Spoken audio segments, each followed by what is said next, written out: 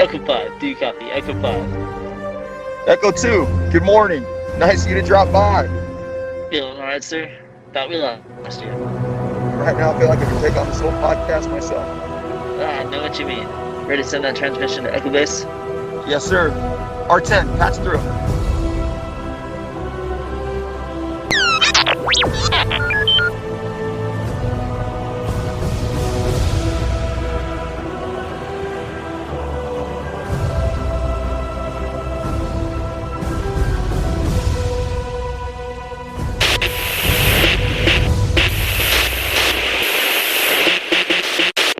Hey guys, welcome to another episode of the Hoth Transmissions with your host Echo 2 and Echo 5.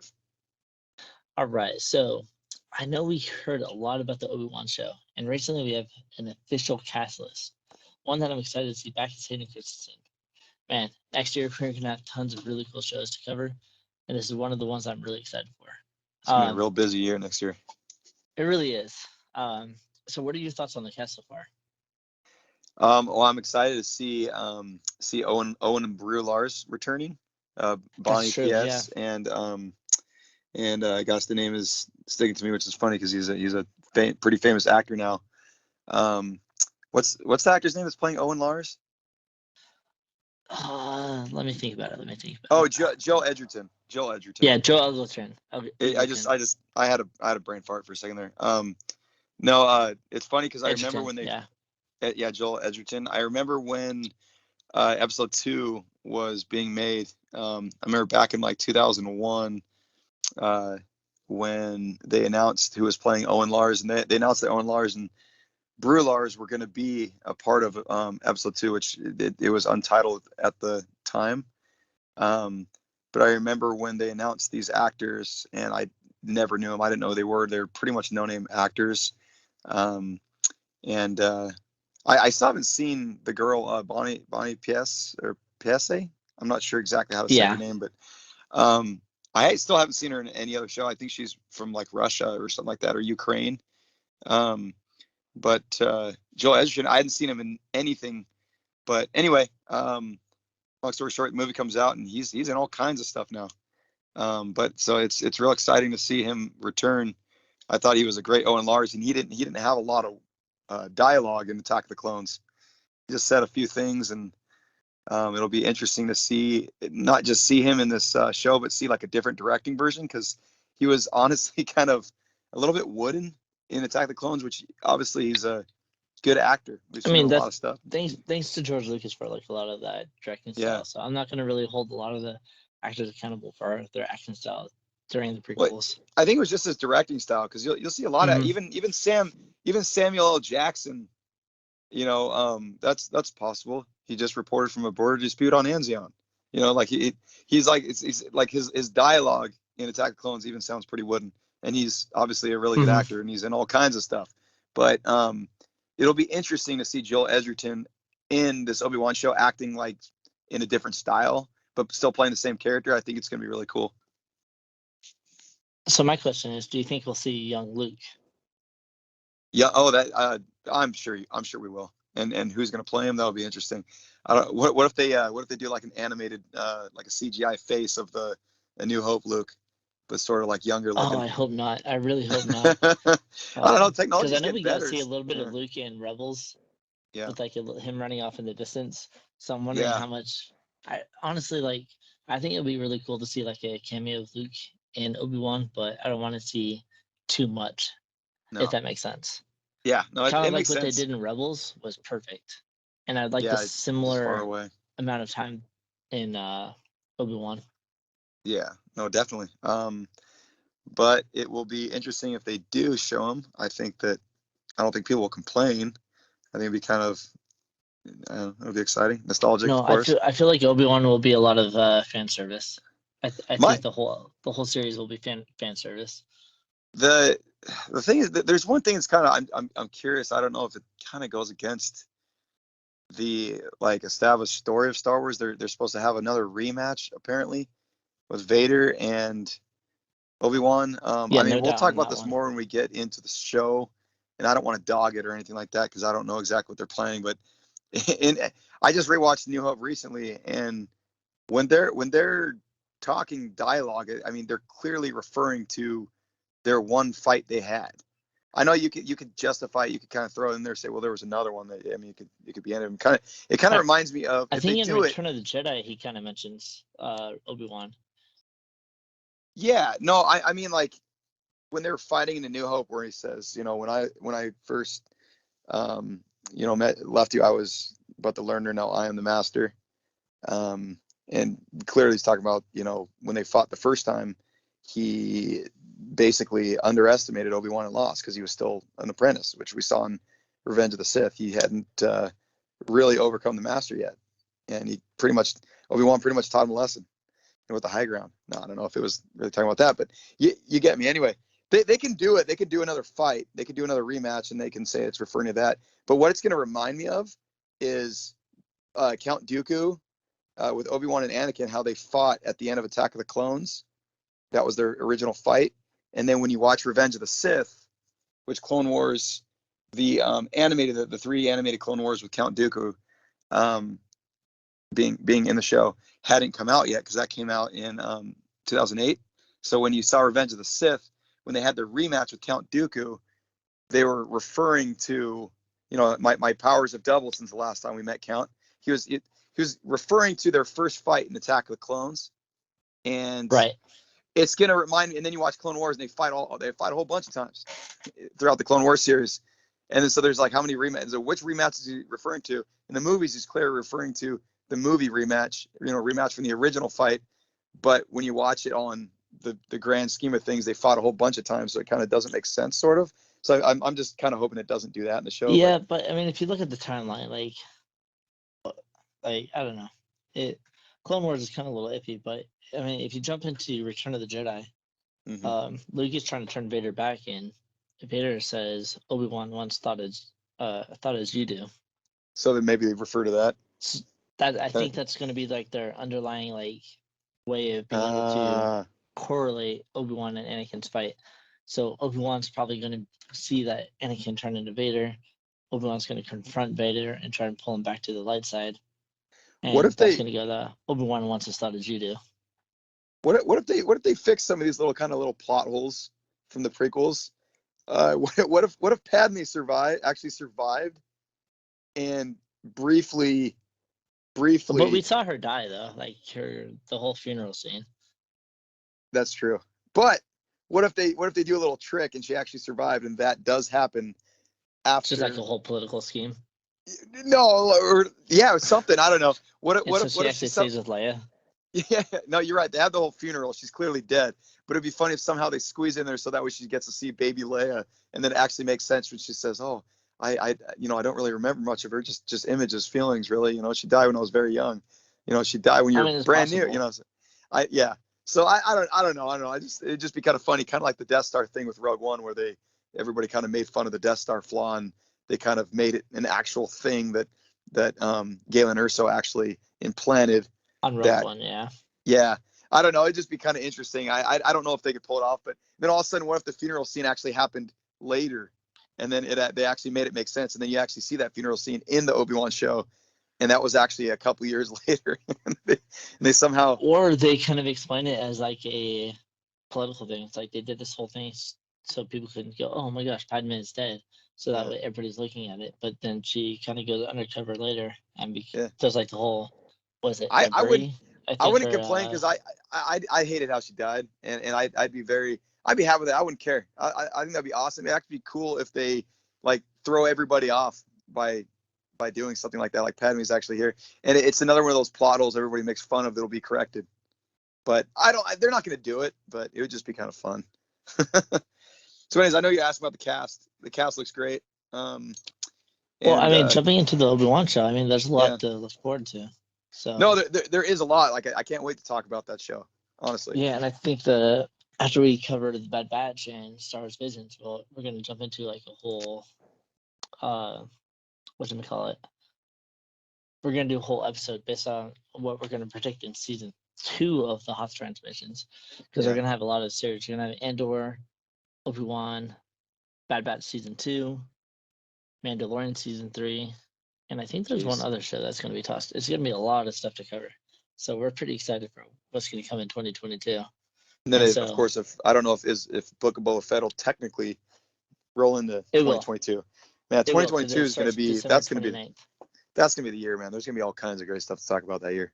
Oh yeah, tons and tons of stuff. So when's you guys are here.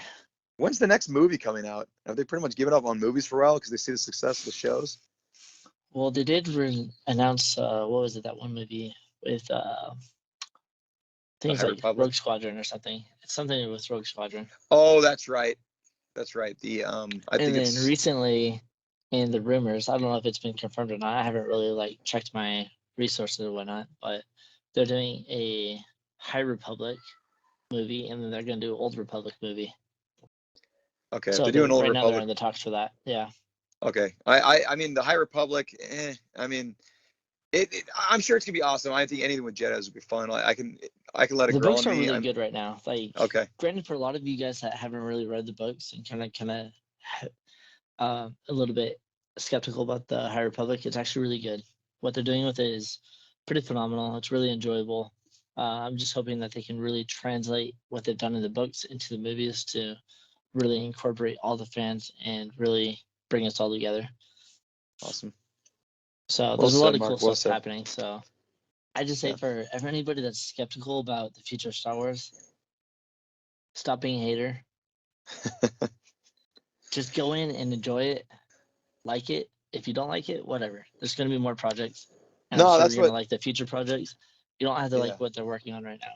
But that's what I always say, man. Disney is finally listening to the fans and kind of moving forward, you know?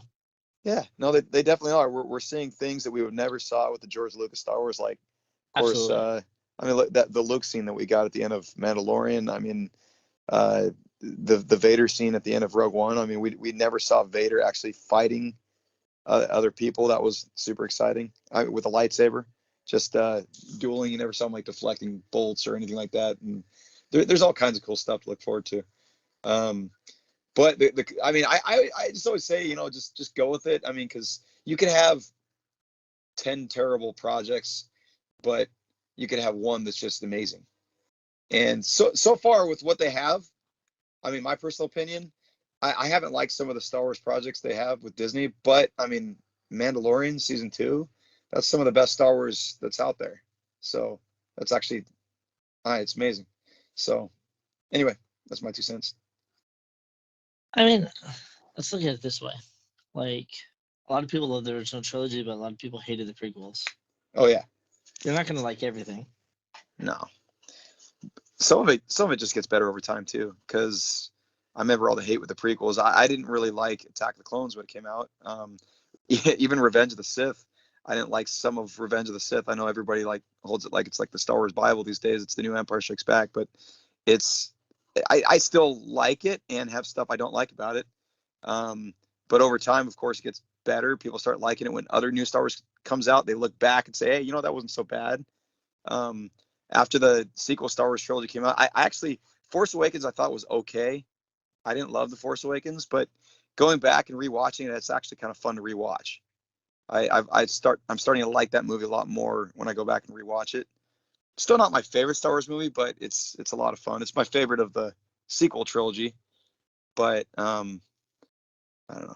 That's conversation for another time, and that's another. Yeah, and we'll eventually cover all that stuff. So yeah. So not really. Just I mean, that's just what we're excited for right now. The future stages of Star Wars. We'll get into the past stuff of Star Wars. Yeah. So we're excited for the Obi-Wan show. We're excited for what they're gonna do with it. Hoping that it's not just fan service and that they actually come up with a good story that makes sense to the rest of the canon. But let's jump into what everybody is here to listen to is the Bad Batch Season 1, episodes 6 and 7. The episodes they're called Decommissioned and Battle Scars. So jumping into these episodes, episode 6, Decommissioned. What do you think of that episode? I mean, it was exciting. Episode 7, I'm a little more excited to talk about, to be honest with you, because there's a lot more in there that I was interested in. I'm not a huge fan of the Mortes sisters, to be straight up honest. Just I I don't didn't think a hate. lot of people were. Like, Well, I didn't they're hate them interesting characters, but they're not yeah, that great. yeah, no, yeah, no, they have some interesting. I mean, I think it was just after seeing them in Clone Wars, maybe it was just that there was so much other stuff you were looking forward to with that last season. They were just kind of thrown in there, and it was just like, all right. I mean, they kind of got Ahsoka to where she needed to be, so I see the purpose of them, and they're just new characters. They're okay. I don't hate them. I don't love them either, but it was kind of fun to see them again, just to kind of put everything together. Bad Batch and Clone Wars just kind of tied it all together. Of course, Sid's good. I Just like. kind of give you like more aspect of like the rebel sympathizers. Yeah, yeah, for sure. Yeah. I did like seeing Omega practice with her bow, and as you see by the end of the episode, she's actually starting to get it. But it's kind of fun to see. The sucker looks like it's really hard to shoot.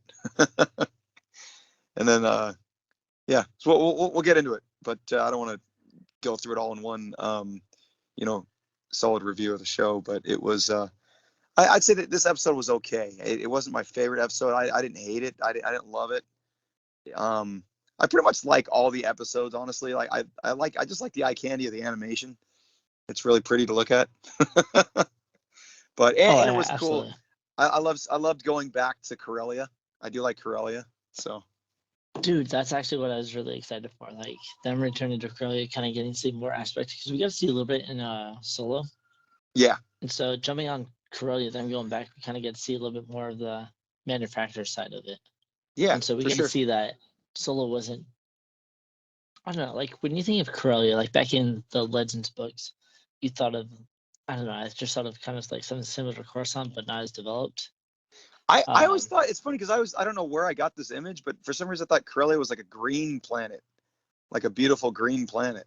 But I never saw it as like an industrial kind of planet. I don't know where I got that image. Maybe it's just because when I saw it in like those earlier encyclopedia, like Planet Encyclopedia Star Wars books, it was green from the outside. The globe of the planet was the color like green and white and blue, kind of like it had an earthly tone to it, from outer perspective.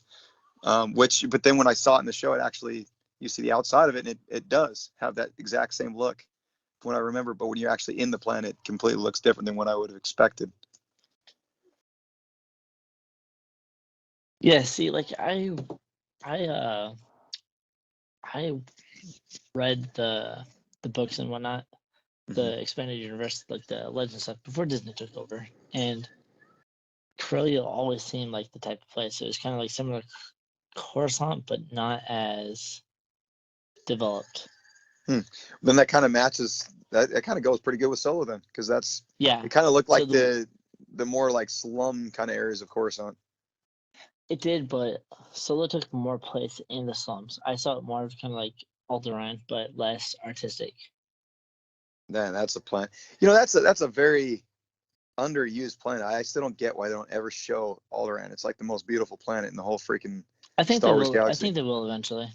I think, It's especially with the yeah. Old Republic and I'm hoping with the the High Andor Republic, show. The Andor show could be and a good Andor could opportunity. possibly, Andor Yeah, could do it too, but I yeah. don't think they'll jump there yet. I don't think No, Andor's really gonna focus on that unless they somehow bring Bail Organa into it. yeah. Especially since the Anyways, actor's still alive, they might as well use him. You know? yeah. What it was kind of it was exciting too to see with these animated shows, you can explore these planets more too. It gives you opportunities to not just explore the galaxy, but see planets that you haven't really got to see much of. I mean, we got a pretty good look at Corellia and Solo, though. I mean, they went all over the place in the movie, but in the film, but Well, in the Corellia, they only focus on a small spot of it, hmm, so we didn't really get to see too much of Corellia. We just got to see like the slums area of it. yeah, like where Solo had grew up with and everything like that. Yeah, But I mean, Corellia is like a really good opportunity for them to really show more of the city because they're touching more on the nostalgic value of it. Mm. And that's what's really cool. Because like a lot of the stuff, it's like Disney's like, oh yeah, let's create something new, create new creatures, new aliens, new this, new that. And Yeah. so now they're returning No. to Corellia and kind of like showing a little bit more. That And was one of the problems I had with Force Awakens, man. It was just like nothing. nothing familiar. Yeah, except like Nia Nunn. I mean, you got him, but and Admiral Or Akbar. lightsaber. Yeah, lightsaber. But I'm just thinking like species. They're all new species, all new planets. I mean, come on, throw a couple in there. The prequels were perfectly balanced in that area. We've talked about that in previous episodes, though. So, but yeah. Anyway. But I don't know, like, I think with Omega, because like I mentioned before in like previous episodes where I was kind of skeptical about her character. Mm-hmm. I thought it was going to be like another Rey character where she was just going to be like, okay, I'm a female, Flawless. so obviously I'm flawless. I can do whatever. But I really like that they're taking time with the Bad Batch, that they're actually doing some character development with her. Like she's practicing with the bow, especially in the bar. And they're Yeah, sitting and there she's not very good at training it. her. She's not very good at it. And then by the end of the episode, we see that she kind of takes some of the lessons they taught. She's still not perfect, but she's a lot better than she was at the beginning of the show. I like that Sid just So grabbed it. It really was good like boom, character boom, boom. development. It's kind of what they did with like Ahsoka. It's like Ahsoka was annoying in the beginning, Yeah. but by second, third season, she was a lot better, a lot cooler. Well, by the end of the show, I mean she's probably she's a lot of Star A Wars fan fans' favorite. favorite Star Wars character, which I did not see coming back in 2008. I mean, you got I think 7 seasons to develop a character. I'm actually not surprised. yeah. They did her very, very well, Although and I'm hoping they do the same thing with Omega. I'd be very surprised if Omega becomes as cool as Ahsoka, though. We'll see. Um, I don't know. By the end of this season, like I know we're jumping ahead. We've already seen the full season, and we're kind of just jumping in. Yeah. So we kind of already know what's going on, but we're trying to hold back. So if you guys are watching episode by episode and keeping up with our reviews, then by the end of the season, I actually like her a lot more. She's not as Yeah. annoying as I thought she'd be. She's actually developed really well. I sort of see how they're developing her the way that Ahsoka was developed. They're spending time on her. Yeah. But I mean, this episode like continues, like especially because they go on a mission to hunt a tactical droid, and so we get a little familiarity with the Clone Wars. So we get to see some of what was valuable in the Separatist army. Mm-hmm. Like the tactical droids had like some really valuable information that could help them against the Empire, which I thought would be interesting because I thought the droids were completely retarded. So how could they Yeah, they were be like comic relief. exactly? So I was like, how can a tactical droid be effective against the Empire?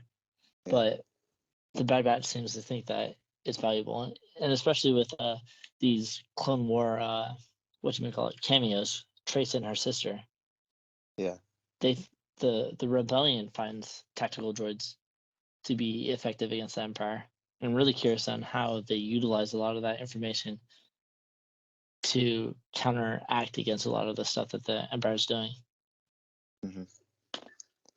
Those did you like those police droids were actually pretty cool.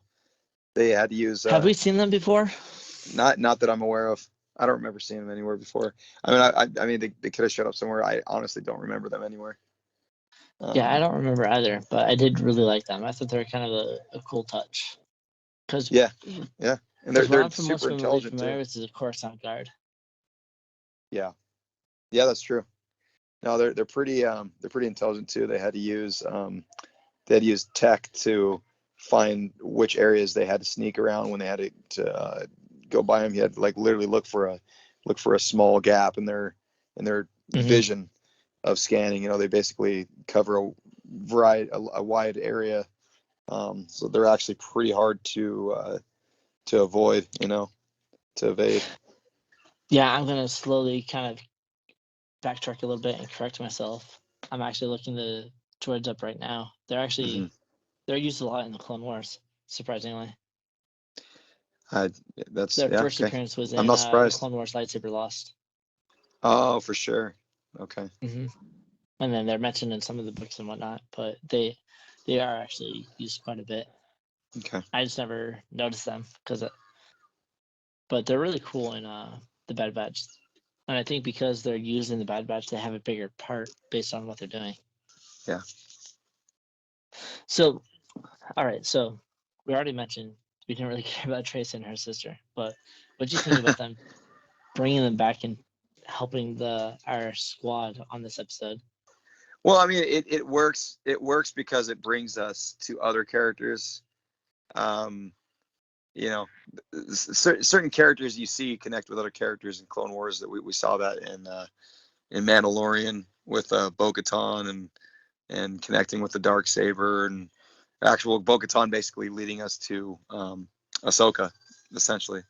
And then in this show, we get the the Mortez sisters, which eventually lead us to another character, which we get soon enough. But I mean, they serve their purpose. I'd say the one thing when I was watching this episode the first time, seeing them just kind of reminded me, I wonder if they're in contact with Ahsoka still. Are we going to see Ahsoka in the show? Are they in contact with Rex? Are we going to see some of these characters, our favorite characters from the Clone Wars? So, I mean, they kind of brought that kind of excitement to the story for me. Just the nostalgic factor of who they're connected with the little time they got in Clone Wars. Yeah. What was it? Because like when I originally I thought they were going to see them again eventually because at the end of the episode you see that they're doing a transmission and the cloak that they had around Yeah. the person that was in the hologram, I thought it was Bail Organa.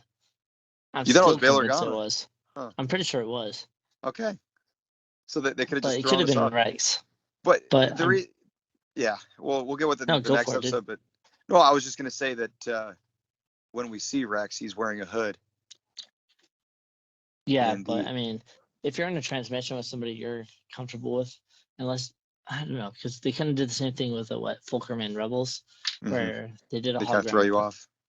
and they kind of threw you off because the person was completely mysterious. Only certain people knew who Fulcrum was. Yeah.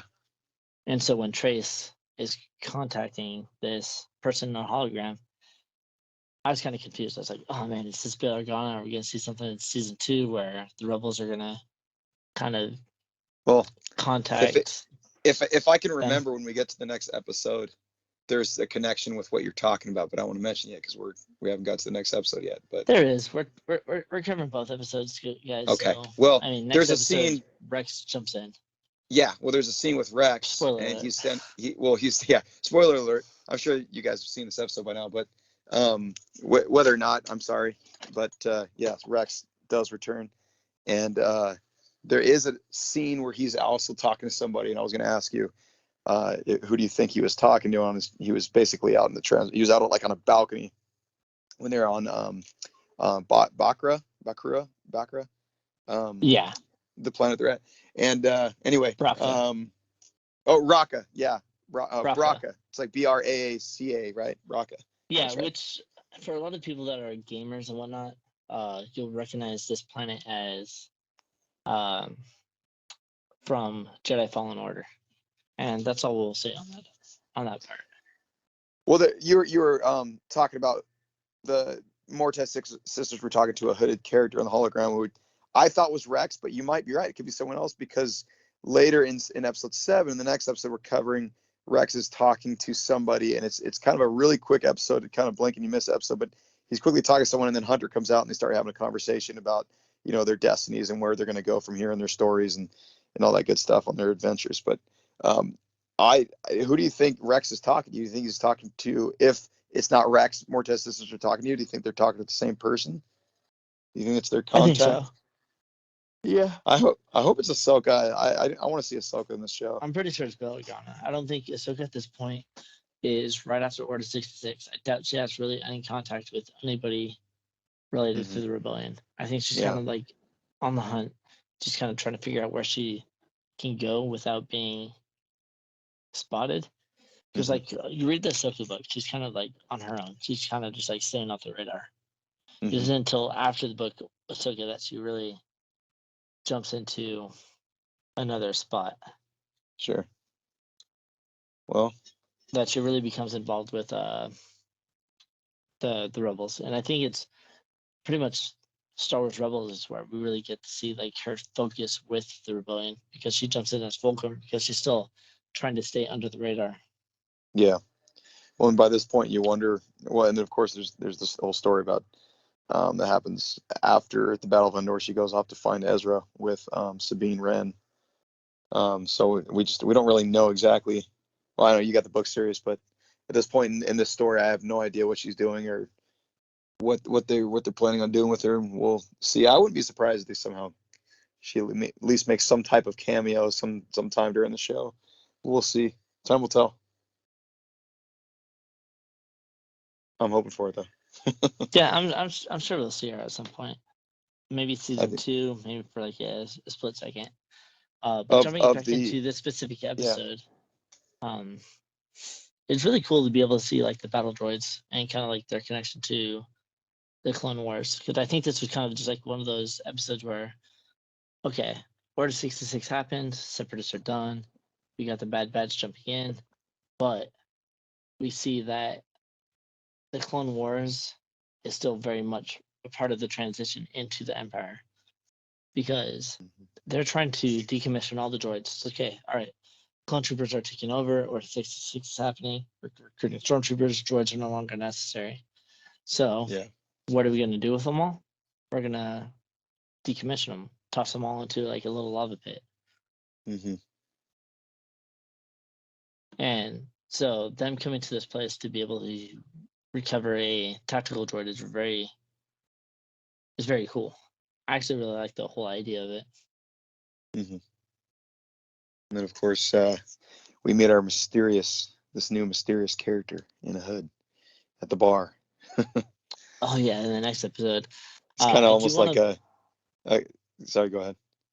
But I mean, the point of him jumping into the next episode, like, there's a lot of issues that I have with his appearance. It just is very random and very story driven. And I feel like him coming back to join the Bad Batch, I feel like his purpose was different. I don't know if he was really there to really go, okay, the Bad Batch, these are a bunch of clones. They didn't do Order 66. They're kind of running from the Empire. I can trust them. But did they get their chips removed or not?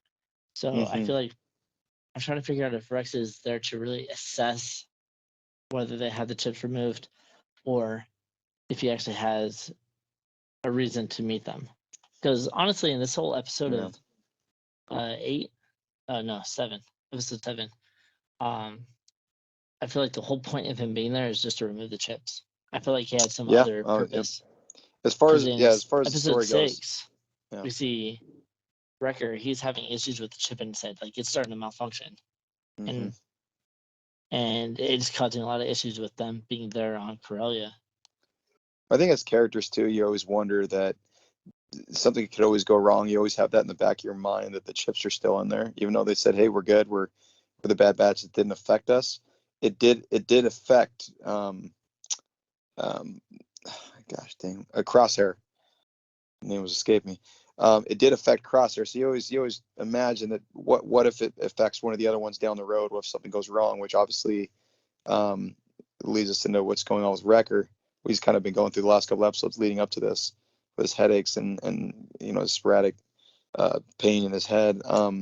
But I think you're absolutely right. I think the whole point of Rex in this episode was to teach them how they can get the chips out of their head, so that we can completely be done with that and put that behind us in the story. But as far as him, what was his actual purpose there? Like, was he there to teach them about the chips? Obviously not. I mean, because he didn't really, I don't know. He met them before in Clone Wars, so he obviously was familiar with them.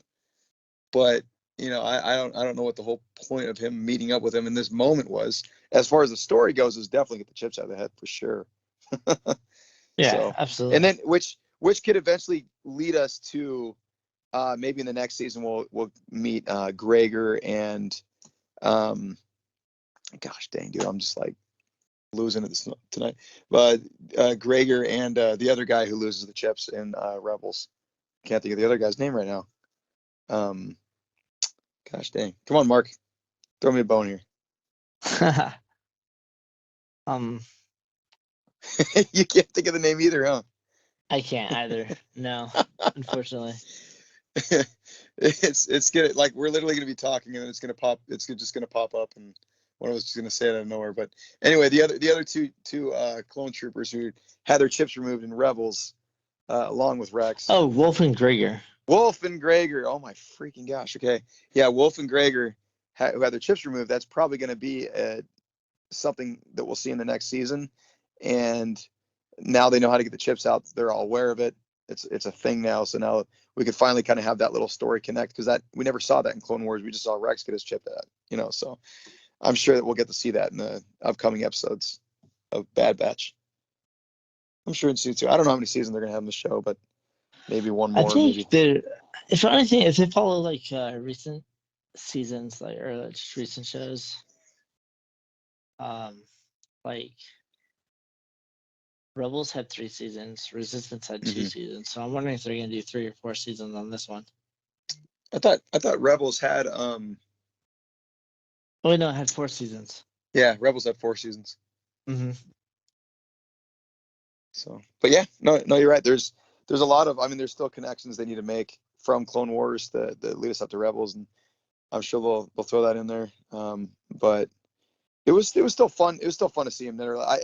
It's definitely fan service too. I mean, who's not excited to see Rex? I mean, he's definitely a fan favorite from the Oh Clone yeah, Wars series. I So was really excited I, to see him back. I'm sure they'll have little Um, cameos just to keep people going in the show. oh yeah, absolutely. I mean, if we saw with like Mandalorian, they're always gonna toss in cameos, like the whole episode, like Ahsoka showing up and going, "Oh, I'm looking for Admiral Thrawn," blah blah blah. Hmm. Hmm. Like there's gonna be tons and tons of cameos that are gonna be thrown in, mostly to draw current fans in, and then new fans are gonna be like, "Oh, who's that guy? Who's that guy?" So it's Yeah. gonna cause people to jump back to Clone Wars, Rebels, and be able to watch all that. Um, If there was one Clone Wars character to show up in the Bad Batch, who would you want it to be? Honestly, it was Rex and Cody. I want to see both of them. I'm more curious about Oh, Cody that's because we right. don't have too much about Cody. Yeah, yeah, that's a good one right there. I definitely Cody would really make the story interesting. In fact, I wouldn't be surprised if they have Cody in the Obi-Wan show, because that was I think Obi-Wan's he's going to clone. be, and That we'll would get be more into cool. that later. He's gonna I be have, all I have some feeling bad speculation about, with him. Okay, that'll be a fun conversation in the future. If I could pick one, I want to see Hondo Anaka. Oh, Hondo, yes. Uh, Yeah. Jump back to episode 6 real quick with Yeah. Decommissioned. Hmm. Um, the droids, when they came back online, they're still the same comedy characters that you saw from Clone Wars. Like I Hmm. think one of them was like, "Did we win?" Oh And yeah. then they got blasted. Oh yeah, yeah. And I think one of the important parts that I really liked of it is like at the very end, they kind of one of the big points with Trace and her sister is like they've had issues with the Jedi. Like their whole story arc. Granted, I don't really care for the characters, but their story arc is very interesting because we get to see kind of the whole Jedi aspect. Like all through Clone Wars, we see, oh yeah, the Jedi are heroes, the Jedi are this, the Jedi are that, and Yeah. then from their perspective, we kind of get to see the other side. Like, oh yeah, well the Jedi came in, yeah, sure they're heroes, but they ended up causing a lot of destruction and killed half my family. Hmm. And so you have Trace, and she's meeting the Bad Batch, specifically talking to Hunter, and they're discussing, and she's like, well, um, what's up with you guys? And Hunter's like, we're different. And you kind of get her perspective is like Trace says she's heard that before, and I'm sure that's referencing Ahsoka and the Jedi. And then she goes, and in the end, we all choose sides. Yeah. And so I thought that was like a really cool message at the end of episode 6 that really pushed. Like we got a lot of stuff like ahead of us, but we all choose sides. So what side are you choosing? And Yeah. so it kind of makes Hunter think a little bit, even though he's got the chip in there and it hasn't activated yet. I mean, Hmm. see it kind of working in Wrecker a little bit, but I thought that was kind of a really cool message to really end on episode 6. Hmm. And Yeah, that's cool, man. yeah, It's really cool. So jumping into episode 7, Battle Scars, what did you really think of that episode? I actually really enjoyed that episode. I mean, obviously, it helped having Rex in there, but it was really fun. I liked seeing Bakra, or how do you pronounce that? Bakra? Braca. Braca. It was cool. It was kind of like an old shipyard. Like they had like a bunch of crash ships from the Republic. It was kind of fun to see them journey through those Star Destroyers, and of course they find the medical bay, which I imagine Yeah, it's the same. It's the same it's like spot. a Is that the Republic same? cruiser Yeah. graveyard. That's kind of how I saw it. Yeah. And Yeah. if you play, and for those of you that played Fallen Order, a lot of people are speculating that Cal Kestis, the main character of the game, was going to be in it. And Oh man. yeah, and I was kind of hoping to see a young version of him, but probably at this time he's even there. But Mm-hmm. it's more of like just a graveyard. Kind of think of it like the droid can't say it, decommissioning Decommissioning. grounds. Yeah. Yeah. No, And we so got it's like you have episode 6 where it's decommissioning the droids, and then episode 7 decommissioning all the Republic cruisers. you. Mm-hmm. No, it was cool, and there was a lot of really good like animated cinematography of them like walking up and looking over the edge of the ship graveyard, and just really cool shots. And of course, that it was just a fun adventure, with them journeying through a fall, and then Wrecker falling into the water, and then that creature, which looks like I think it looked like it was a Raftar actually. I think it might Uh, have been. It was either yeah, that or the Diagnoga. Dianoga, yeah. Yeah, I thought it was kind of cool. But anyway, it was fun, and of course, we get the moment where Wrecker finally breaks, and then they were able to have there's a nice little moment there actually with him and Omega we could talk about. But yeah, I really like this episode. I had a lot of fun with this episode. One thing that I really liked about it, and you can call me kind of cheesy for this, but like I don't know, I'm one for like story development. I know a lot of people are like, oh yeah, explosion this, explosion that, but I really like story development. And one thing that I really noticed that kind of helped me stay consistent with their whole, I want to say their whole squad, is that these guys have no money. These guys are in debt. Mm-hmm. Like they're talking to Sid, and Sid's like, "Oh, yep, with your bar tabs and all this other stuff, you guys still owe me money." Based on Yeah, that, they're still in if you debt. guys got me that tactical droid, you guys would have been great. But because you guys kind of screwed that up, you guys got to do a lot more to really earn your keep around here. So Mm-hmm. from now on, you're working for me until you can pay off your debt. And Sid's not giving them any like leniency on it, which I thought was great. Mm-hmm. Yeah, And no. we kind of see in the bar that Rex is there. And I think one of the things that I liked about Rex is that he kind of, because I was curious, it's like, okay, so Rex is still alive. So how is the Empire not after him? Well, they think he's dead. But yeah, based off of season 7, like he even says, he's like, being dead in the Empire's eyes has its perks. Well, remember, I mean, he was on the cruiser, and then It's not a bad thing. Yeah. we saw Vader and the stormtroopers pretty much going through the wreckage, and where he finds Ahsoka's saber at the very very end of Clone Wars, Mm-hmm. and obviously he's just assuming Rex died. All these clone troopers died, so that everybody died. So Yeah. he probably it makes you think he even thinks Ahsoka's dead, but then of course they have that little sign of the owl flying around. He's looking up, so he's probably makes him thinking, But No, I mean, like Anakin is a very smart character when you come to battle and stuff like that. mm-hmm. But I don't think he really connected the owl the way that To her being us alive. watching connected. Oh, Because you so jump that's more for the into, viewers, and he just looks up at it, but we know she's alive. He thinks she's yeah, dead. to him it's just an owl flying in the air because we don't see until Rebels Mm-hmm. when he first is going against Ahsoka in the ship, and he's like, "Oh, the apprentice lives." Yeah. So he thinks Ahsoka is dead up until You know what? Rebels. Yeah, he goes, the apprentice lives. Yeah, you're right. I mean, that's a really good point.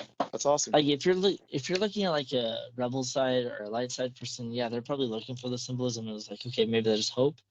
But when you're looking at the dark side, like especially with Anakin turning into Vader, his wife died, his kid died. He doesn't know they're twins, and to him, everything in the future is bleak. So why would he assume he doesn't see the clearly one anymore. thing that would bring him back to the light side is still alive? Yeah. And by the time he meets Ahsoka, again, he's too far gone that that battle between light and dark is just hard. The only person that could really bring him back is Luke. Yeah, you're right. So pretty much Rex is dead to the Empire, and like he says, it's not a bad thing for the Empire to think you're dead.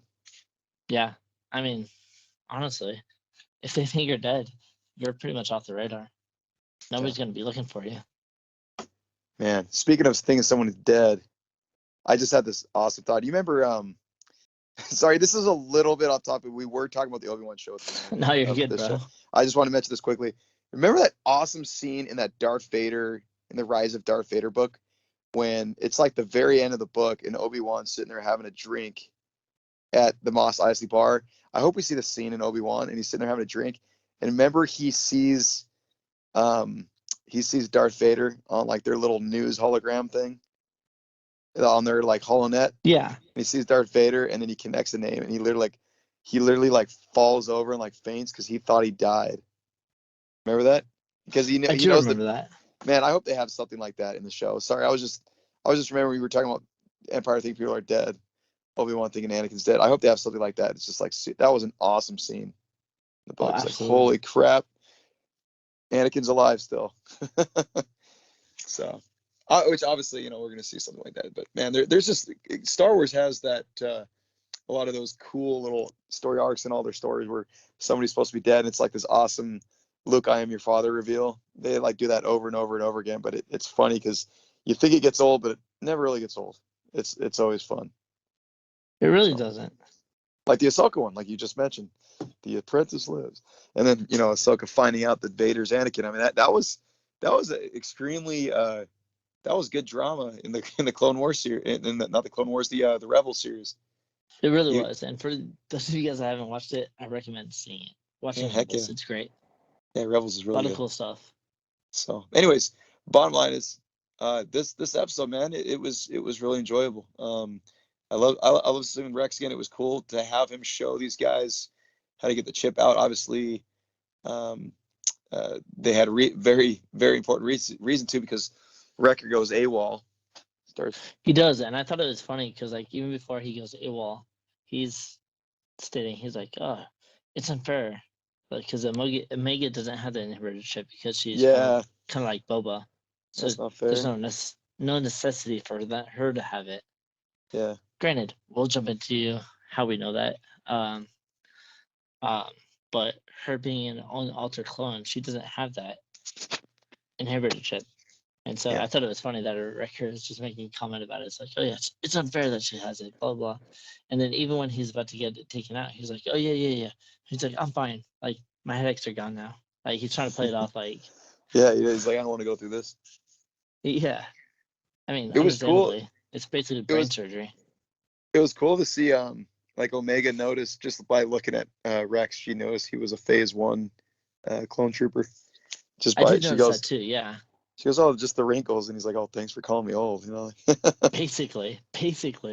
Yeah.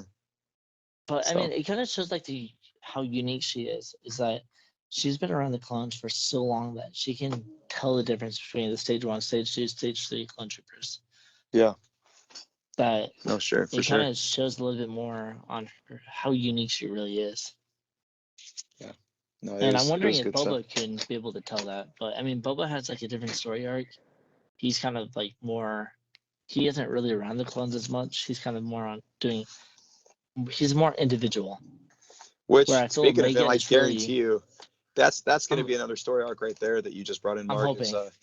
Is Boba Fett, or sorry, Echo 2. Boba Fett is definitely going to. He's going to make an appearance for sure, because they're pretty much sister and brother. They're going to have something fun there, and of course, we're going to have Daniel Logan voicing him. Yeah, shout out to our boy Daniel Logan. Yeah, I'm hoping that he comes back because that'd be really cool to be able to see Boba connecting with Omega. I mean, why Yeah. wouldn't she? Or why wouldn't they? You know? Yeah, no, they would. They're definitely going to have that. In other words, like season. It's funny because this show, yeah, it's not Clone Wars style epic, but there's a lot of great story opportunity in it to look forward to. So I'm actually really looking forward to the next season and what they have to bring with these characters. Because I mean, let's face it, there's a lot of really interesting Clone Wars characters that haven't showed up in the show that can. There's a lot of people that are still alive during this time period.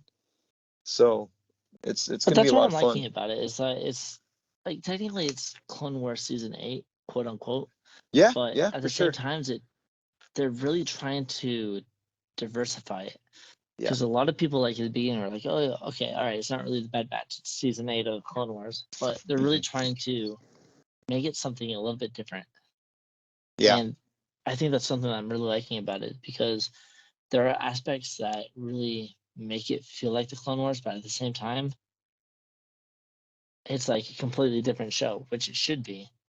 Yeah, And I well, think that's it's the one thing bridge. that It's I the have. bridge between the rebellion, or from the Clone Wars to the rebellion era. Yeah, and that's one of the problems I have a lot with Star Wars fans in general is that they're really trying to like you look at the original trilogy, everyone's like, okay, prequels need to be the exact same.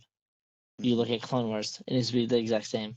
Like everything has to be the same, but everything has its individualism, and for me, everything has to be different. Like if we're gonna play on something, create something, and it's just going to be a repeat of stuff that we've already seen, or okay, we're going to play on the nostalgic value of it, so it's going to be basically the same story arc. And I see that with a lot with Marvel. Like, don't get me wrong, I love a lot of the Marvel films, but it's basically the same story recipe. Hmm. And you can jump into a Marvel film and you'll know exactly how it's going to start and how it's going to end. And it's going to Yeah. play through the same story arc. With Star Wars so far, is like you look at every individual project that I have, even with the sequels. I'm not a huge fan of the sequels, but they did something different. And Yeah. Yeah. Even Force Awakens is a lot of people say it's this is a straight copy of A New Hope. A New I mean, Hope. it does. I mean, absolutely, it does copy a lot of the same story arcs. A droid getting sent with a message from somebody that needs help and finds a girl Yeah. in the desert, I guess, and the guy in the desert, and so on and so forth, and all the way to the end of destroying the Death Star again, but Yeah. Star Killer Base. But in the end, it's actually the purpose of Force Awakens is actually it's a journey to Luke Skywalker, which J.J. Abrams explained, and you actually Yeah. see that move. So it's actually not quite the same thing. It's not quite the same formula. It's similar, but it's not the And same it's thing. kind of nice to have the parallels, though. It's kind of Yeah, like, okay, for sure. this is the steps to finding Luke Skywalker. It's like we're going to see the parallel of it. I don't know. I'm trying I to think I of mean, how my thoughts collecting on it, but yeah. No, go for it, man. I think you're right. It's okay to have original. I mean, technically, the Last Jedi is like completely original. it is. I hated The Last Jedi, but I I don't like respect I don't the like the Last direction. Jedi either. I don't like the No, I Last can't Jedi stand either. it, but But it's I still respect it. well, that's one thing I liked about the prequel Star Wars movies. Those stories are original. All those stories, they're completely original. That Oh I mean, yeah, the, it the still acting felt like is Star is Wars. It still felt like Star Wars, but there's a lot of issues with it.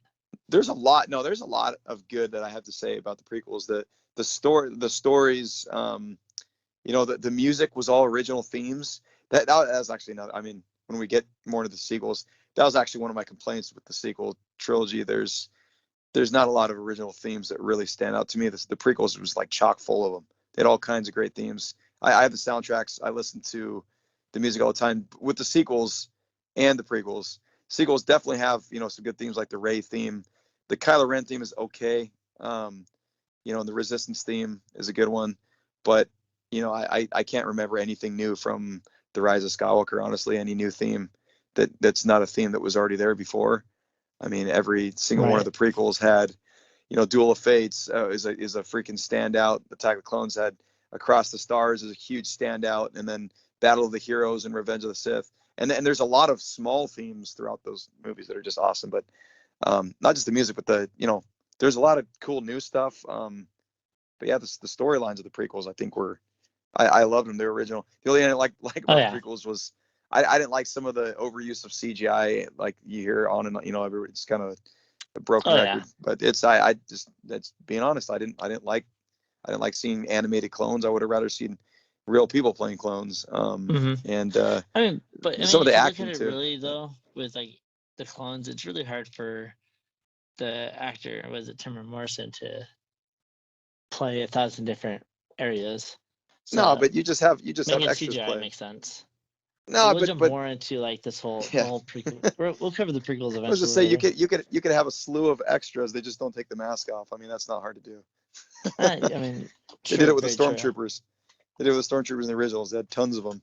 You never even saw their faces. True, very true. You're not wrong. Sorry. So jump back into episode 7 real quick, because what'd you think of? I don't know. I really like the whole idea, because one thing that I like with the Bad Batch is that we get to see Order 66 taking place with the original clones.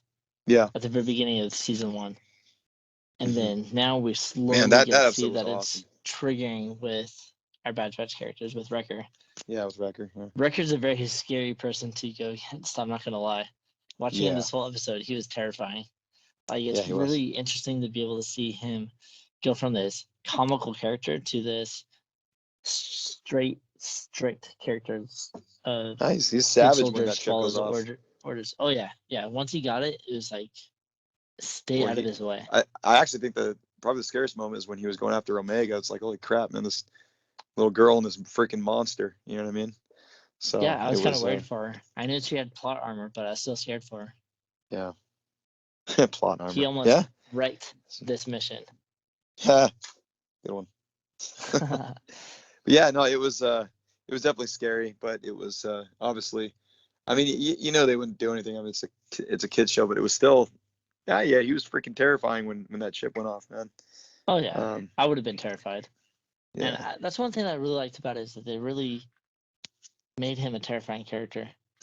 Like this whole episode, I was on the edge of my seat, and I was actually pretty impressed with how they did it. Because even though I know how it's going to turn out, it was still good. I was still like, all right, what's gonna happen? What's gonna happen next? Oh my gosh, Omega's hiding. Okay, Wrecker found her. All right, what's gonna happen? And good thing Rex is there, because you can always count on Rex to save the day. Yeah. And that's kind of what he did. Gives him the stun. Yeah, he had a very stunning performance. Wow. But, all right, Mark, I think it's time for you to go to bed. I think so. Cool. So shortly after they stun Wrecker. Keep that in the recording, Mark. I'm just kidding. Oh yeah, for sure. But that'd be funny if you did. Like, what the hell? I know, right? A little comedy to the episode, I'm not gonna lie. So thumbs up. Give us a like if you guys liked our little comedy spect. Oh my gosh. It's cool that we got to see all the chips removed. We got to see how the Bad Batch continue to survive without having the chips take over. And Wrecker was probably the best person they could have used. Oh yeah. To really he's definitely the scariest emphasize. Guy for his chip to go off. Oh my god. Even Crosshair has it, but I mean, you kind of expect that with him, just with his personality. And so Crosshair never misses unless he's shooting one of the Bad Batch guys. Basically. And the plot armor, and I really heavy duty. It's all good though. No, he's still a good shot. Yeah. And so after the chips are removed, Rex says his goodbyes, and he's off on his own mission. I'm still wondering why Rex contacted him in the beginning. Right. I'm pretty sure it wasn't just to remove the chips, but I'm assuming in season 2 we'll see Rex again. Yeah. No, we'll definitely see Rex again. I like what you said about Cody though. It'd be really nice to see Cody. Mm-hmm. And that could actually potentially lead us up to the Obi-Wan show. I think so. If he's really going to show up in the Obi-Wan show, which I really hope he does. I think it makes sense. It makes perfect sense that he would, for sure. Because in you see in Revenge of the Sith, he just looks like he just looks like a jerk. You know what I mean? He's just like, shoot him Basically. down, take him out. Yep. No There's probably emotion. We at least see Rex struggle against Ahsoka. which Cody's like, yep, all right, let's just do it. Just kill him. yeah, exactly. No, for sure. Even Wrecker seemed like he had a slight struggle when he was gonna shoot Omega in that moment. He's kind of short in the ground. I mean, he does. He was kind of shaking. He said, good soldiers follow orders. Like, and it looked like he was about to shoot her, but he actually looked was like struggling with that whole sentence. Like even at Yeah. the end, when after he gets the chip removed, he goes to Ahsoka and he's like, "I'm sorry for what happened. I had no control." It would be nice if it was Ahsoka, but it's Omega, unfortunately. Oh damn it! I'm just kidding. Yeah. So it's cool at the end. Like we see him talk to Omega, and he's telling her like, "I'm sorry. Like I was trying to struggle against it, but it just had complete control." And she's like, "I forgive you." Like she understood. Yeah. And so we kind of, I think that's another cool thing is that with Wrecker and even with Rex, it's like they're aware of Order 66 happening and they have no control. And we even get to see it later on in the season. We'll bring up the character and we'll have more discussions on this specific clone that's introduced later on. I mean, it definitely helps now that we see the effects of the chips. I mean, at first you're thinking like, man, Cody just straight freaking goes against this guy he's been loyal to this throughout this whole war. But now we kind of understand that they can't control it. They have no control over this chip. When it goes off, they're done. So even anyway, if they're aware of it. Yeah. And, well, the strongest one was definitely Rex. I mean, he was basically, throwing out the fastest, code phrase he could give Ahsoka. Fives, find him fives, and then like that was pretty impressive. So he's got a lot of strength, Rex. Well, that's because Rex is awesome. I mean, he was Anakin's clone, so you kind of expect him to have a little bit stronger mentality, especially watching Anakin throughout the Clone Wars. He's got to develop some kind of mental discipline that's a little bit better than other clones. Does Rex know that Anakin is Darth Vader? I don't think so. Not at this point. In Rebels, because Ahsoka didn't even know. Nope, I'm pretty sure he doesn't. Wow, that's crazy. I don't think he finds out until Ahsoka does in Rebels, and I'm still not sure if he knows in Rebels. I wonder if they'll have something. I'm not sure if Ahsoka. Yeah, I'm not sure if Ahsoka shared that information. Well, maybe there's something for that in the upcoming Bad Batch. You never know. There might be. See. We'll see. Yeah, we shall see. One last bit before we cut it off for the night, guys.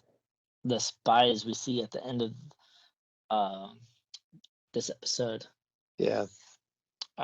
This sets up for the next couple episodes pretty nicely. So I'm pretty sure we're gonna see Crosshair in the next couple episodes. So stay tuned, and we will cover what's gonna happen in the next 2 episodes. Awesome. It's gonna be pretty epic. Granted, a lot of what happens in the Bad Batch, like, I'm sorry if we don't seem too excited about this series. It kind of has a hit or miss. There's some stuff that's exciting, some stuff that's not. Yeah, you're gonna see that a lot in Star Wars. We're trying to really cover this stuff that really stands out to us. But what's coming forth in the rest of the season is going to be pretty cool. I like a lot of the stuff a lot of the direction that they're going in.